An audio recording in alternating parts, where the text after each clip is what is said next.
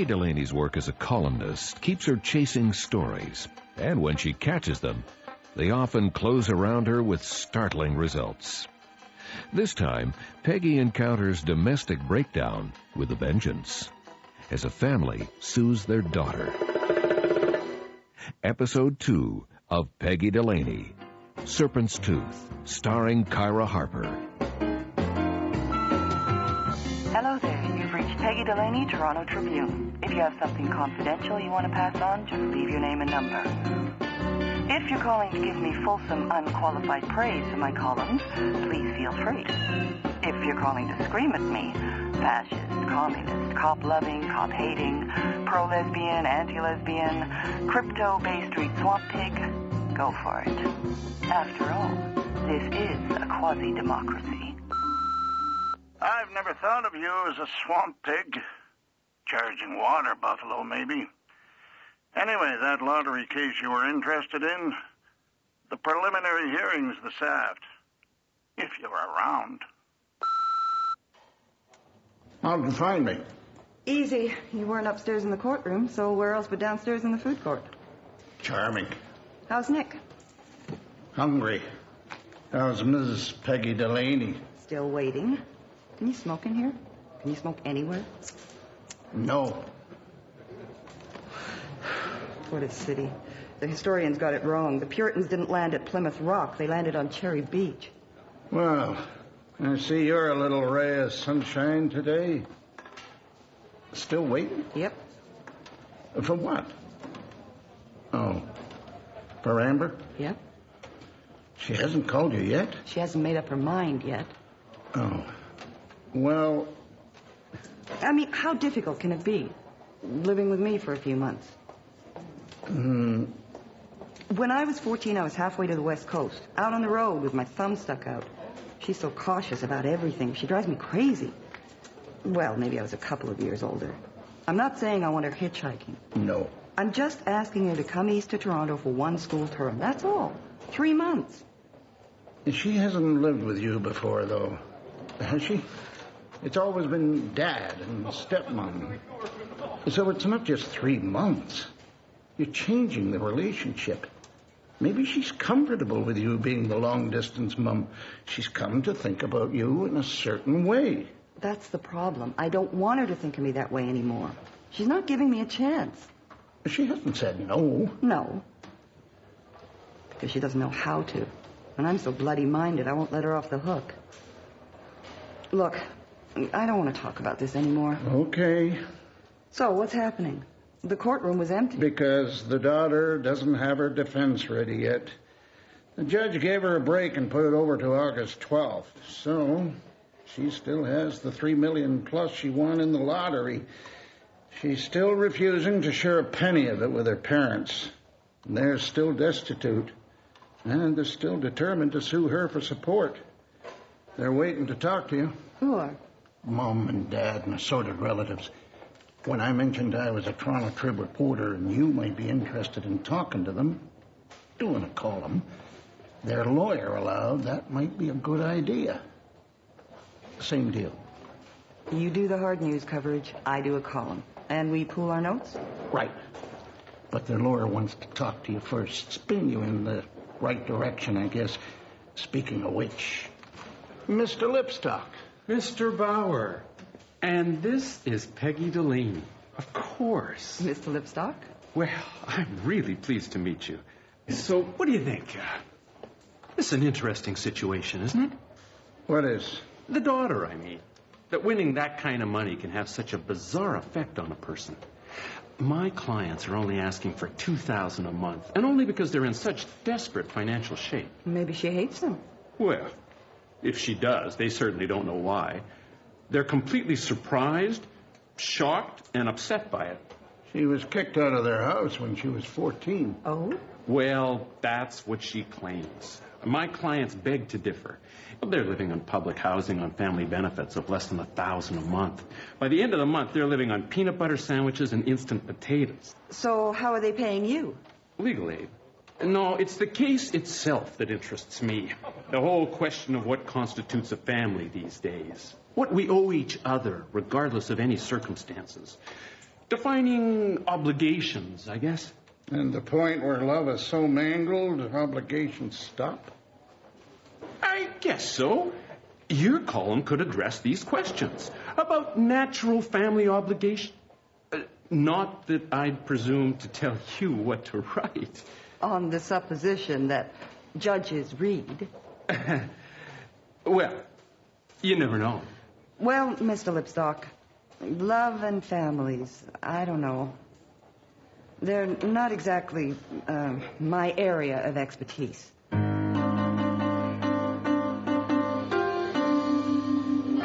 Hi. Hi. Nick Bauer, Toronto Trib. And Peggy Delaney? Pleased to meet you. Likewise. It was nice of you to wait around. It was the least we could do. This here's my mother, Pat Watkins. Hi, Mrs. Watkins. Hello. Hi there. My old man. Mr. Watkins? Yep. He hasn't worked for 8 years. Not because he doesn't want to. His back's buggered.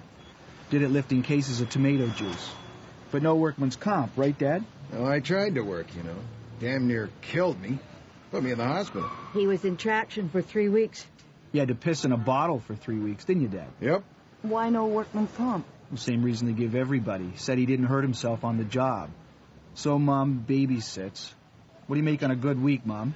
$40, $50? Not always. Nobody has any money anymore. I do it anyway, to help out. They've been living in the same public housing rat hole for 29 years. It's not a rat hole, Junior. It was good enough for you kids. Oh, sorry. Regent Park? I know it. Right. Well, we all grew up there. She grew up there. Mom and Dad trying their best. She wouldn't even look at me, you know? Up there in the courtroom. It's pitiful is what it is. It's downright pitiful. And who are you? I'm Cassie, Junior's wife. I'm the daughter-in-law.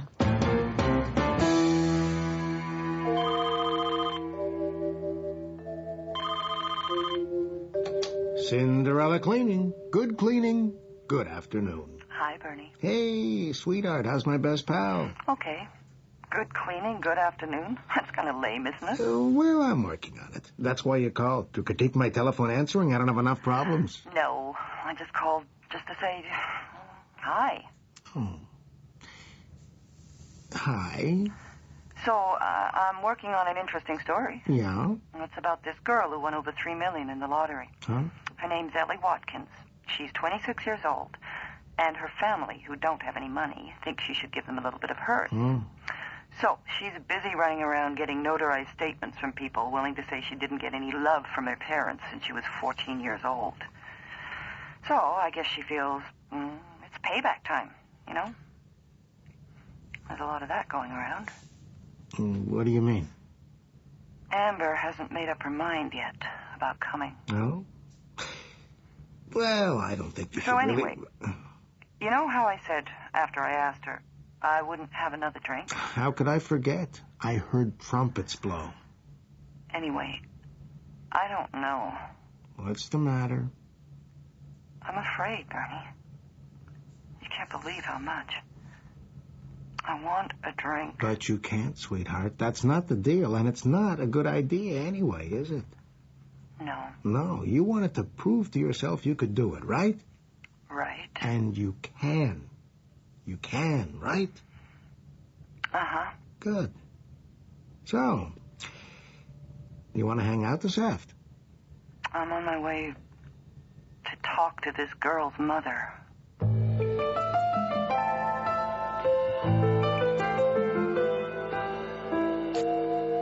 Here's that pop. Oh, great. Thanks, Emil. Oh, I guess I shouldn't say that. That's all right. We're not asking for $1 million, you know. I wouldn't ask for anything if it was up to me. Glass? Nope. It's okay. Mrs. Watkins, your daughter says she was kicked out. She lived in stairwells and abandoned buildings. She tried to come back home, and your husband broke 2 of her teeth. Ellie says a lot of things.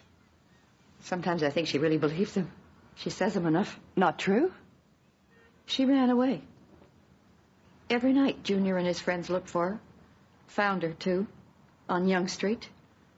That was her new home. That's exactly what she said to me, sitting right there where you're sitting now. And that bunch of street kids she ran with, that was her real family. We weren't her real family anymore. She'd still come back here, though, when she was hungry or sick or there was a blizzard outside. She'd sleep right where you are, too. Her hair all tangled and dirty. I'd try to keep her here. I'd talk my face blue. I'd cry, you know.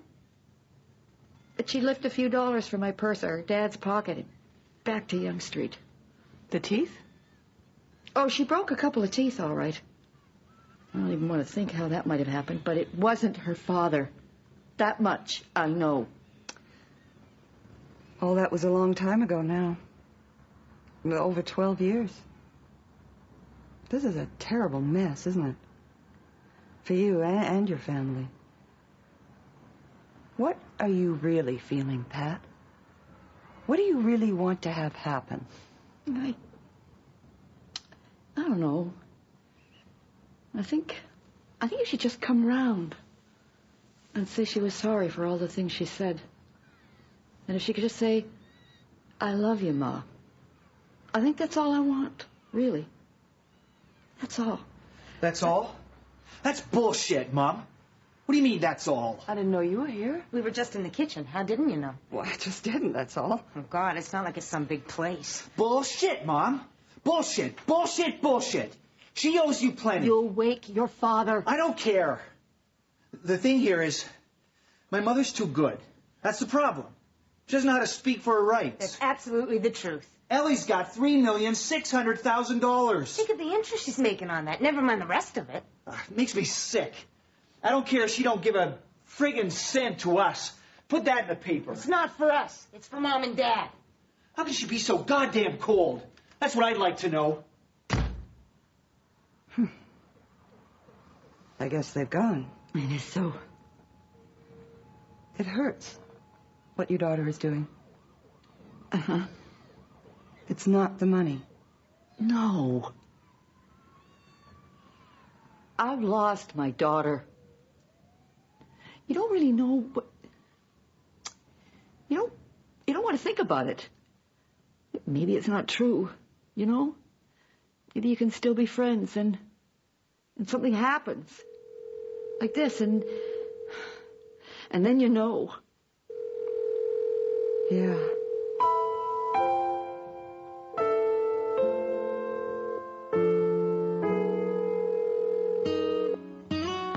Hi. Hi, honey. It's me. Oh. Hi, Mom. Hi. I was I was at the office, so I thought I'd call. I haven't decided yet. I'm still not... No, that's all right. That's why I'm calling, really. I've decided. It's crazy to ask you to come down here and leave all your friends and go to a new school and everything, just because I thought it was a good idea. Obviously, it's not, and I don't want you to worry about it anymore. So, forget it. Now you want me to forget it? Mm-hmm. I've got a better idea. Remember how we've always talked about taking that boat trip up past the Queen Charlotte Islands? Let's do that. I'll book for August, and we'll cruise up the coast for 6 days instead, okay? Okay. Great. Great, then. So, anyway, I'm busy, honey. I have to go now. I'll call you Sunday. All right. All right. Bye. Bye, Mom. Bye. So, how did your talk with the Watkins go? What? The Watkins? I let her off the hook. Who? What?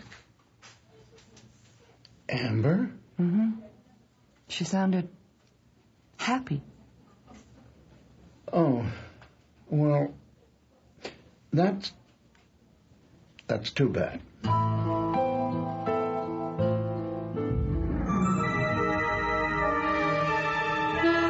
XM Sonic Theater, Detective Stories.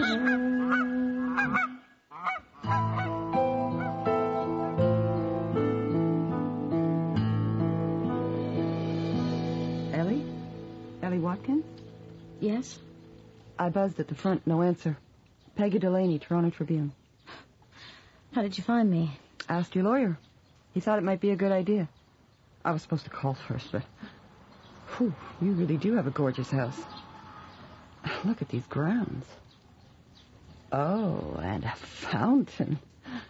You know you got it made when you got a water fountain with a naked boy in the middle. I'm sure you're aware that this is private property. Yes, I am. But I've talked to your parents. Oh? So I thought it was only fair to talk to you as well. But you go on with whatever it was you were doing. What were you doing? Nothing much. Just walking around. Court's not much fun, is it? It drags everybody down. Yes, it does. You know, your mother's proud of you. Well, who wouldn't be? On the street at 14, back to school at 16. Well, how did you live, by the way? Student welfare. Graduated from high school. Can I ask you a question? What? What happened way back then? To hear your family tell it, you just ran away. I know. Your mother, whatever you think, she does love you, you know. Oh. That's a joke? You tell me. Anyway, there's no answer. To what? To why I'm saying no to them. There's no logical reason. Something broke. Broke? I can't reach it with my mind, with my logic, you know. I mean, logically, what's the difference? I've got plenty of money.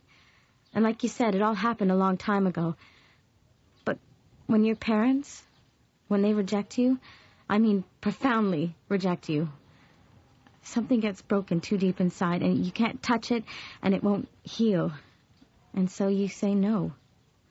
And all you can do is say no. What was it? It doesn't matter now. Of course it does. It matters. Can't she make it up to you, ever?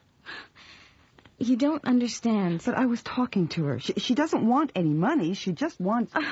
Junior does. My brother? After I refused to give them anything, he said he wanted $1.5 million, or he'll come over here one night when I'm all alone. And I am all alone. And... And what? And he'll slit me open from my crotch to my neck. And those are his words, not mine. Jesus. Yeah. Well, now you've got some news, right? Have you told the police? No. Your lawyer? No. I mean, what good would it do? He hasn't done anything yet. And if I did tell, that might just be enough to make him go crazy. Maybe he's just shooting his mouth off. No. No, I've seen him like this before. I know what he gets like. He wants $1.5 million, that's all. Or he'll kill me. And I refuse to give it to him. Then why don't you just go away somewhere? Why do you think he's got me in court? Because he wants to hold me here. And I am here. And if I go away, what am I going to do? Jump at every shadow the rest of my life? He's not dumb, you know. Don't ever make the mistake of thinking he's dumb. He'll find me. What about your parents? They're in court asking for $2,000 a month. They don't know about this. I don't know what they know, what they don't know. I mean, I haven't talked to them in 12 years. Can they calm Junior down? I have no idea. Well, maybe they should find out what he's up to. It's no good keeping quiet about this. Here, I'll show you something. You see this? What is it, a tape recorder? Uh-huh, right. And this little device, the wire plugs into the tape machine, and at the other end is this mic. You just stick it on the telephone receiver, and it picks up both ends of the conversation. I use it all the time. Ellie, if you called your brother, say from a payphone on a busy corner so he can hear the traffic going by, you say you just had to phone because you're upset. I am upset. Do you suppose he might make a threat we could record? No, he's too smart to threaten on a phone. But if you are obviously on a payphone? God. I'll try.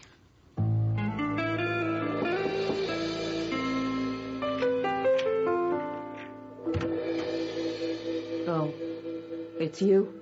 Hi, Pat. You alone? No. Junior's here. Oh. Well, maybe that's a good thing. What is? To get things out in the open. What's really happening about Ellie. I don't know what you're talking about. That's the problem. Oh?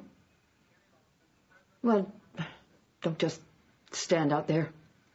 Okay.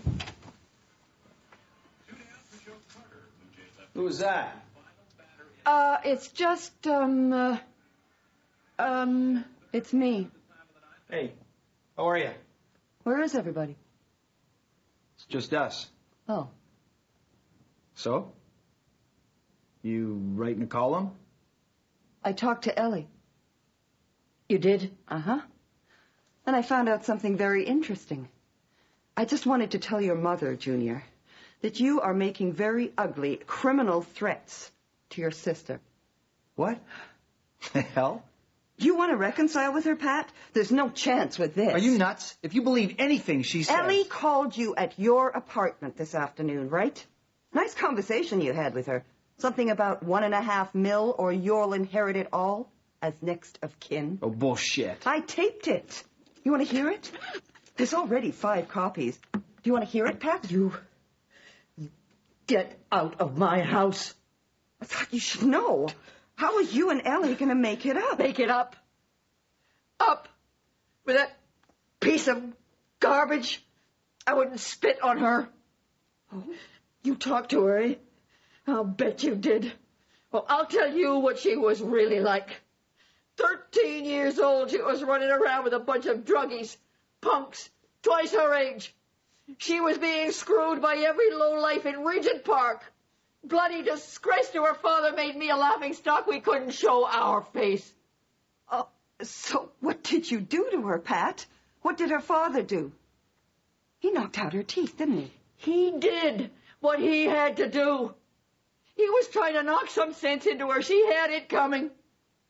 So she takes off, never comes back. Like we're not here, like we fell off the earth or something. A few years later, Junior goes into this restaurant. There she is, big as life. She's running the place. She still wants nothing to do with us, talks about us like we're dirt. But Junior keeps his eye on her. She wins the lottery. He says, why don't you help them out? She says no. He asks again, anything to help. She says no. No. We talk to a lawyer, talk to her, no. Take her to court, no. It's always no. It's like we don't exist. It's like we aren't here. So we make sure she damn well knows we're here. $1.5 million, and she knows we're here. So you knew what Junior was doing. And everything you said to me, it was all a con. You stupid bitch. It's not a con. It's my life. I was only kidding her. That tape, it don't mean nothing. Yeah. You better get out of here. So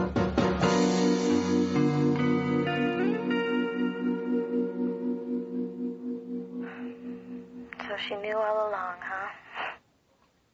Somehow that doesn't surprise me. She talked about drugs. Lowlifes. A 13-year-old girl, everybody's girlfriend. Did she? What's the truth, Ellie?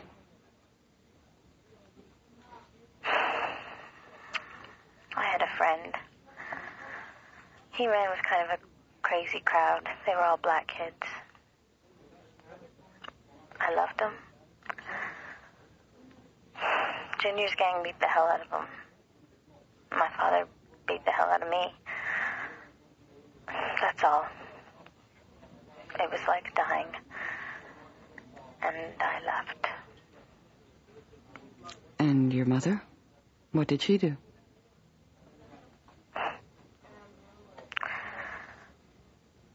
She didn't do anything.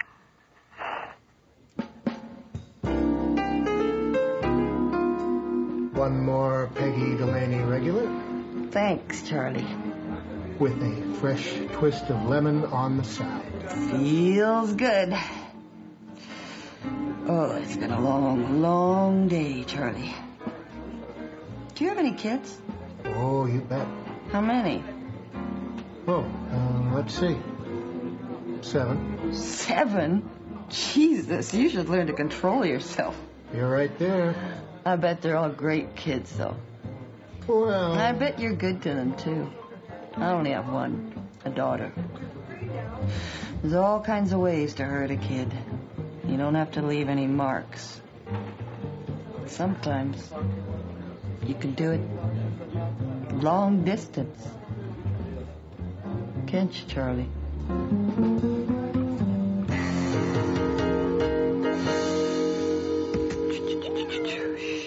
I know. Poor little Sammy.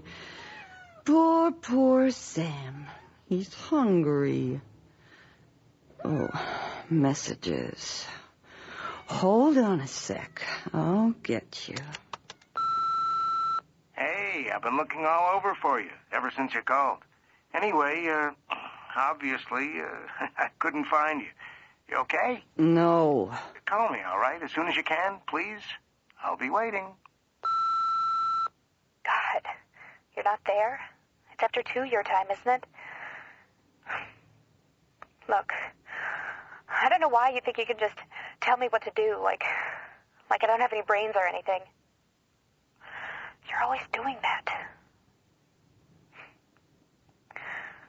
So, I was talking to my friends, and they think I should come. So, I'm gonna come. I want to, I think. So, call me so we can arrange times and stuff, okay? Okay. Bye. Oh, God.